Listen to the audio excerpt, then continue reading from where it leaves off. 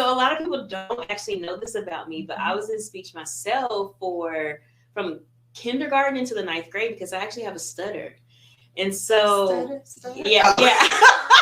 You know, I associate everything with music. And so, growing up, I thought I was actually going to be a pastry chef, and I wanted to have my own catering business. Now that I didn't know. Yeah, and I attended one of the local schools, so we had a culinary arts program, and I was in that program, and I just did not like.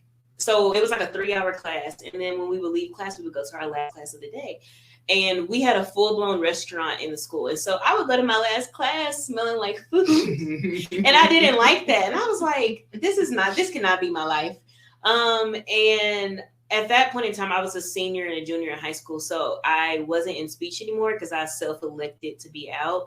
Because I was always in like advanced classes, but I had a I had a stutter. Mm-hmm. And so I wasn't in speech anymore because it was like personal reasons. But honestly, one of the things was when I went to enroll myself into like freshman or sophomore year of high school, because we could do it on our own, the lady saw that I was in speech and she decreased my graduation plan to like less than recommended because she saw that I had an IEP.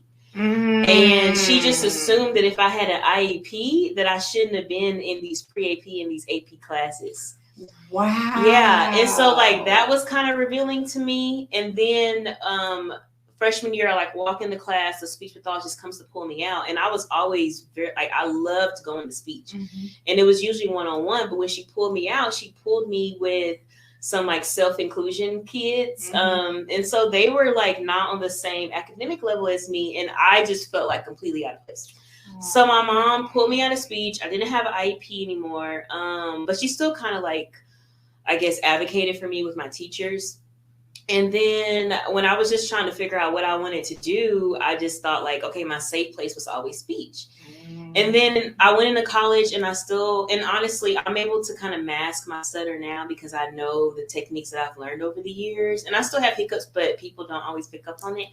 But when I was in college, when I would have to do reports in front of a 300 class lecture hall, like I was having anxiety, panic attacks. And then one day I just like talked to myself and I was like, how are you going to teach people how to communicate better? And you are having a whole mental breakdown before this presentation. And so honestly, like at least with stuttering, a lot of times it's like anxiety based too. And it may be neurogenic and it's developmental.